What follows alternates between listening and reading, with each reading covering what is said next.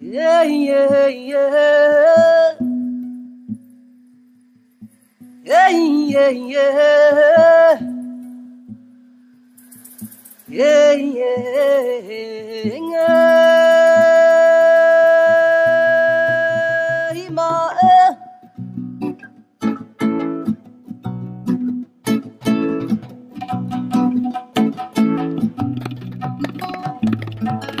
Ewe mwana mse wa leo Katayari jito wezi dakani hondo.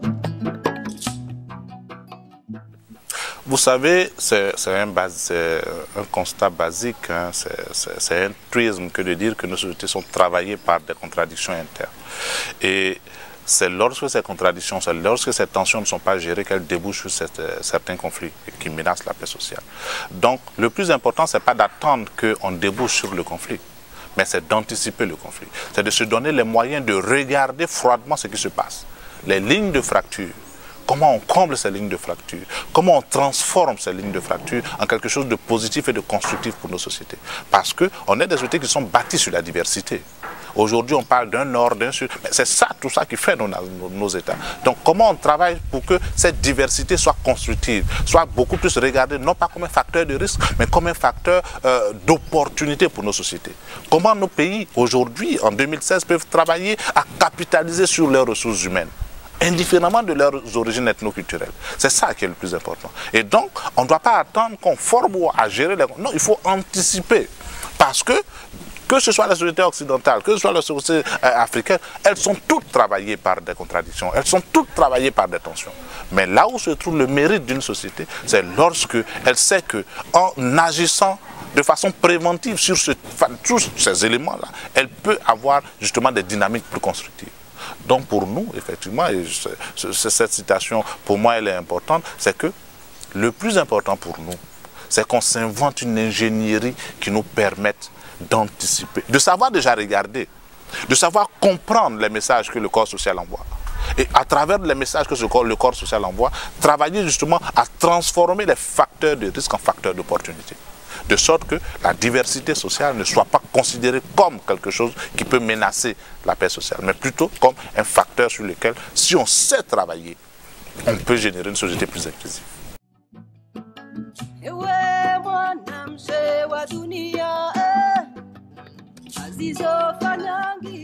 C'est un peu ce que je disais. Vous voyez, sur la durée, aucune société ne vit comme un long fleuve tranquille. Non, elle est travaillée par ses propres contradictions. C'est ça qui fait la richesse même du fait qu'on vive en société. On est travaillé par nos propres contradictions.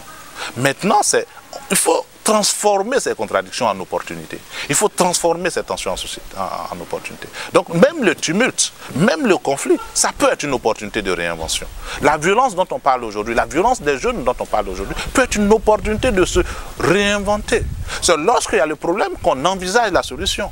Mais si on regarde le problème juste sous la forme de problème et qu'on n'envisage pas les mécanismes pour qu'il n'y ait pas de répétition du problème, qu'est-ce qu'on aura fait? Quel mérite on aura eu? Donc pour nous, il est important, il est véritablement important de se rendre compte que le regard qu'on porte sur nos sociétés doit être un regard positif. On ne demande pas de condescendance de la part des pouvoirs publics ou ailleurs. Non, il faut que ce regard soit un regard froid, un regard serein, qui est que ce qui se passe dans nos sociétés est normal. Lorsque des jeunes deviennent violents, c'est normal. C'est normal dans le sens où c'est parce qu'on n'a pas su trouver les mécanismes pour justement anticiper, pour traiter la violence dont il est question, que ces jeunes s'expriment de cette façon. Alors, notre mérite, c'est de pouvoir s'asseoir pour regarder cela et d'y adresser la médication, le remède qu'il faut. C'est un remède social qui ne concerne pas que les communautés, qui concerne aussi les pouvoirs publics, qui concerne aussi la communauté dite internationale. Parce que c'est dans la conjugaison des efforts qu'on peut trouver une solution qui soit viable. Si on veut effectivement qu'on ait des solutions viables.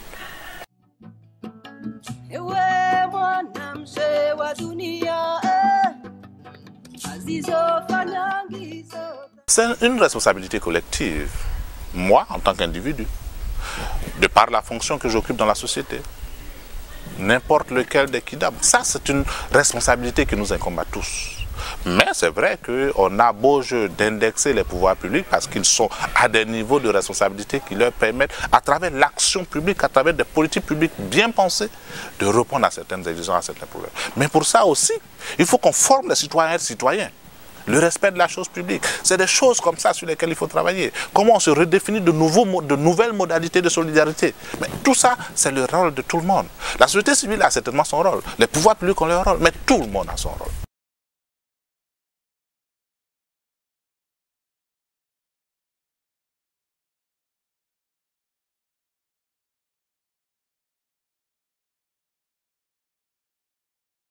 Vous savez, on est dans des sociétés où on a du mal à être réflexif sur nous-mêmes.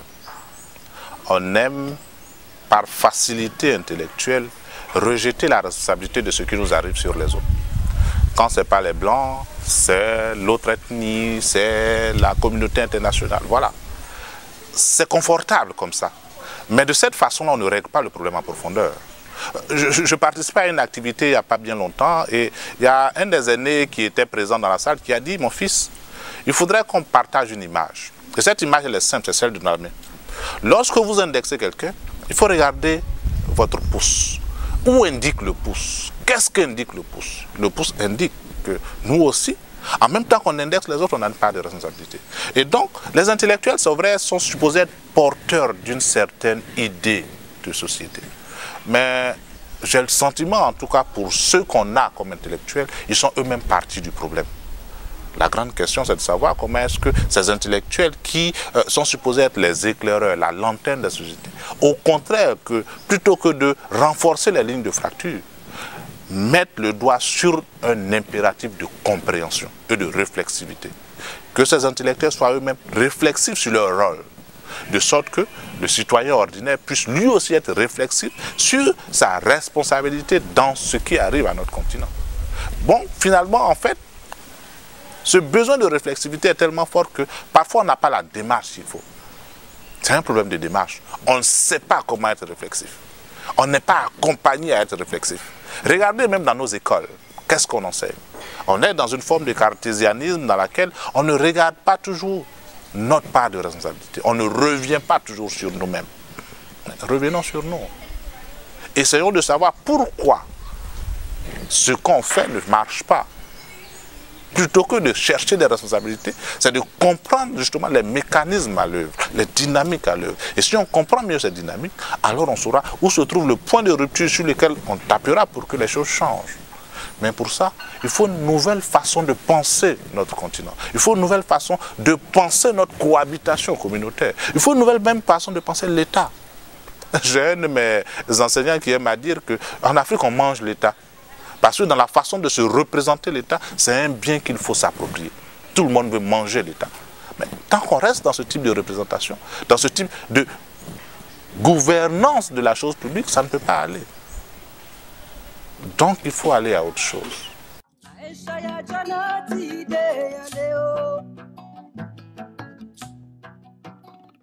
Vous voyez, c'est difficile à admettre, mais ces mouvements-là semblent combler un vide. Parce que, comme je le disais dans mon propos liminaire, ils répondent à un besoin social pour certains jeunes. Beaucoup de ceux qui s'y engagent ne s'y engagent pas forcément parce qu'il y a de la violence à produire. Ils s'y engagent parce qu'il y a une structure d'opportunité qui se crée à travers ces mouvements. C'est vrai, ceux qui sont à la tête de ces structures ont certainement leurs projets ou leurs ambitions, leurs agendas personnels. Mais derrière la façon dont ils conduisent cet agenda, ils mettent en place une structure sociale qui répond et qui valorise certains jeunes. Vous voyez un jeune qui était peut-être un moins que rien, dans une sorte d'invisibilité sociale dans sa communauté, à qui on donne une arme, à qui on donne une responsabilité, etc. Il se sent valorisé. Il existe de par son groupe. Donc finalement, ce groupe-là, au-delà des actes négatifs qu'il pose, ce groupe finit par répondre à un certain besoin. Il finit par avoir une sorte de fonction sociale. Donc, comment on regarde froidement la fonction, comment on regarde la réponse que ce groupe apporte pour y substituer une réponse alternative? C'est ça le grand défi. Donc, il est important qu'on sache que, au-delà de la diabolisation, qui est normale, au-delà de la stigmatisation, qui est normale parce qu'ils sont porteurs d'une violence que personne ne veut, mais ils sont aussi porteurs d'un projet social. Et ce projet social, comment on crée des structures alternatives qui contrebalancent cela? Dans l'histoire de l'Europe, on a vu ce qu'a apporté le scoutisme. On a vu ce qu'a apporté d'autres formes d'organisation sociale qui valorisent l'individu dans le collectif. Mais il faut bien le faire.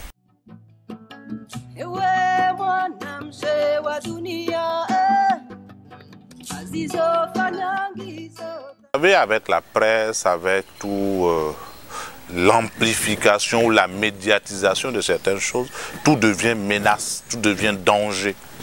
Il faut regarder froidement les choses. Hier, c'était peut-être pas le terrorisme, c'était autre chose. Aujourd'hui, comme vous l'avez dit, toute la menace climatique est là. À la vérité, plutôt que d'être dans une somme d'effroi collectif, il faut regarder froidement ces choses. À chaque contexte, c'est défi. Le terrorisme est un défi actuel qu'il faut adresser. Tout comme la menace climatique, le changement climatique est un défi qu'il faut adresser. Il faut regarder ça plutôt en termes de défi que de menace. Parce que la menace, ça crée l'effroi. Et on ne l'assume pas comme ça. On a une réponse qui est une réponse d'émotion, une réponse qu'on a. Non, si on regarde plutôt ça comme défi, on doit se poser la question, mais comment nos sociétés les adressent? Et on a les réponses pour ça. Si seulement on veut accepter de regarder froidement la chose comme un défi.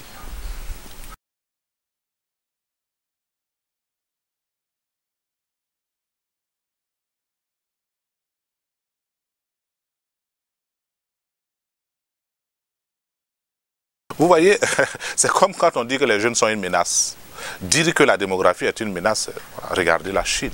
Sa population constitue d'une certaine façon sa force. Pourquoi est-ce qu'en Afrique, la population ne devrait pas être une force? Donc la grande problématique, c'est même dans la façon dont on conceptualise les réalités. On parle de menaces, de péril démographique. Oui, mais voilà, mais il faut avoir les moyens pour adresser ce péril. Mais transformer le péril en opportunité. La démographie, avoir une population qui est jeune. On a une population qui près à 70% ou 77% à moins de 35 ans. Mais c'est une force. Mais comment on transforme cette force en opportunité? Comment on transforme cette force en ressources productives? C'est ça qui est le défi.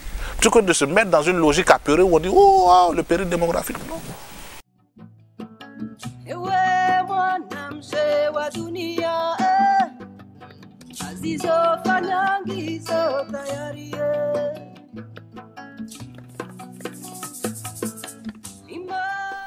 Je pense qu'on a un gros problème avec la démocratie électorale, les modalités de désignation des chefs. Quand on regarde ces 30 dernières années, ce qui se passe dans nombre d'États, c'est lorsque les périodes de désignation des chefs arrivent, ça devient des moments de tension extrême, parce qu'il n'y a pas de consensus sur les mécanismes de désignation des chefs. Mais l'idée, c'est de créer des mécanismes alternatifs. Si on n'est pas d'accord sur une commission électorale, quel mouvement alternatif, quel instrument alternatif? C'est pourquoi je parlais même d'institutions. Il faut qu'on se réinvente notre propre démocratie. Mais se réinventer la démocratie, ce n'est pas juste repartir à l'époque des chefs ou des rois. Non, c'est qu'aujourd'hui, on est confronté à des défis. Mais par rapport à ces défis, il y a des opportunités qui existent. Aujourd'hui, les nouvelles technologies constituent des opportunités. Comment on prend appui sur ces opportunités-là ou sur ces éléments nouveaux pour se réinventer un modèle alternative de gouvernance? C'est même pas la question du chef qui est le problème, c'est la gouvernance qui va après. Pourquoi est-ce que la question du chef ou la désignation du chef devient un problème? C'est lorsqu'on se dit que si quelqu'un qui n'est pas de notre passe, on n'a plus droit à l'État. Je vous disais tantôt qu'on parlait de manger l'État, mais jouir de l'État parfois est construit, la façon de jouir de l'État est construite dans un rapport de prédation où on se dit que pour être partie de ceux qui mangent ou qui jouissent de l'État, il faut qu'on ait un des nôtres dans les cercles de pouvoir. Mais tant qu'on ne déconstruit pas cette réalité, on ne peut pas avoir un modèle de démocratie qui fonctionne. Parce que les élections seront considérées comme des moments de peur, dans la mesure où si on perd le pouvoir, on n'est plus dans les cercles de jouissance de l'État. Il faut regarder cela. Donc c'est notre modèle d'État même qu'il faut recomposer. Si on regarde autrement notre modèle d'État, on pourra aussi regarder les modalités de gouvernance, de participation citoyenne. De sorte que qu'on soit au pouvoir ou pas, ce n'est pas ça qui est le cœur de la problématique. Mais c'est comment on participe à la gestion des quelques ressources que la nature nous a offertes. Donc c'est un peu cela aussi. Donc la démocratie électoraliste ne sera vue que comme un danger si on ne redéfinit pas notre rapport à l'État. Si on ne redéfinit pas notre façon de jouir des opportunités qui sont les nôtres dans nos différents pays.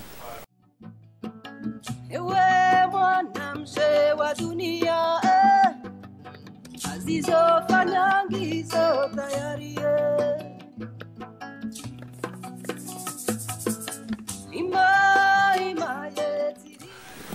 crois que c'est un leurre que de croire qu'on peut vivre en autarcie. Aujourd'hui, on est dans un monde globalisé. Ce qui se passe dans le moindre village de Côte d'Ivoire ou du Mali est presque su de par le monde. Donc aujourd'hui, se recenser sur soi, c'est comprendre aussi que les dynamiques mondiales influencent les dynamiques locales. De sorte qu'on ne peut pas être dans une introspection qui ne tienne pas compte des influences de l'extérieur. On est obligé d'être réflexif, on est obligé de se réinventer, mais il faut se réinventer par rapport à ce qui existe aussi de l'extérieur. Internet est là, même dans l'éducation de nos enfants. Il y a le message éducatif qu'on leur passe dans la maison, mais il y a ceux qui le reçoivent de par Internet, il y a ceux qui le reçoivent à travers les médias. Donc pourquoi penser que si on s'enferme entre quatre murs, ça va aller? Non, ce n'est pas possible.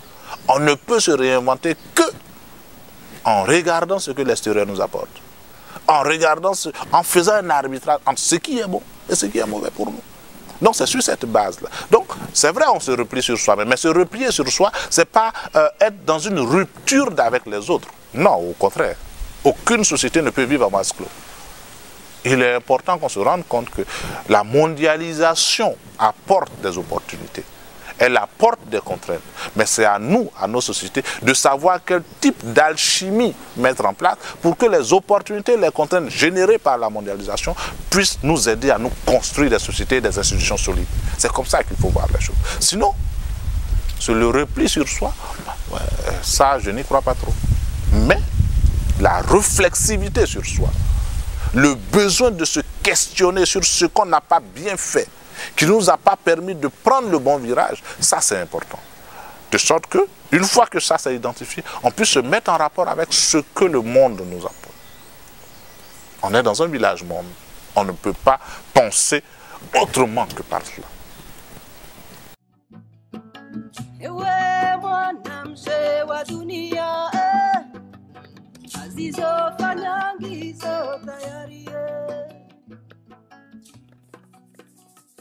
Mon message il est le suivant. Il faut qu'on s'invente des modèles d'éducation qui valorisent l'individu dans le collectif. Il faut qu'on s'invente des modèles d'éducation dans lesquels le jeune n'attend pas tout de l'autre, mais qu'il sache qu'il est capable lui-même d'être producteur de richesse, qu'il sache qu'il est capable lui-même d'être moteur dans la dynamique de sa société globale. De sorte qu'il ne voit pas le fait d'habiter l'Afrique comme un facteur de risque ou bien un facteur d'héritage, qu'il ne soit pas obligé de migrer pour trouver le bonheur ailleurs, qu'il se rende compte que le bonheur peut être chez lui, à la seule condition qu'il sache voir. La preuve, on a des migrations internes. Des Sénégalais vont en Côte d'Ivoire trouver opportunité. Des Ivoiriens vont ailleurs trouver opportunité. Mais pourquoi est-ce qu'on ne se rend pas compte qu'on est mieux chez soi? Peut-être pas parce qu'on est dans... Mais on a chez soi les opportunités qu'il faut. Il ne faudrait pas juste surévaluer les contraintes. Il faut regarder aussi les opportunités. Comment on tire opportunité de ce qu'on a pour se construire. Mais pour ça, il faut des modèles éducatifs nouveaux. Il faut qu'on puisse savoir qu'on a une alchimie à mettre en place, une ingénierie sociale à mettre en place pour que dans la façon dont on éduque la jeunesse, on lui donne les moyens d'être autosuffisant dans la durée.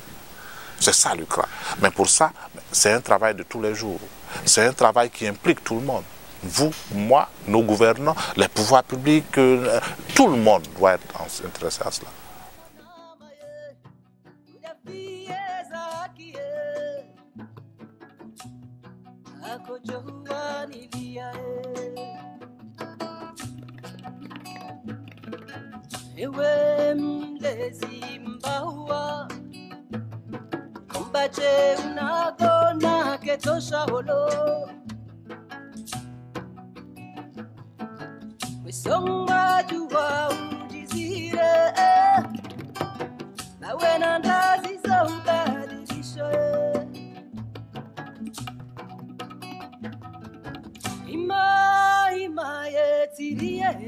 Mama ye di koe korini simana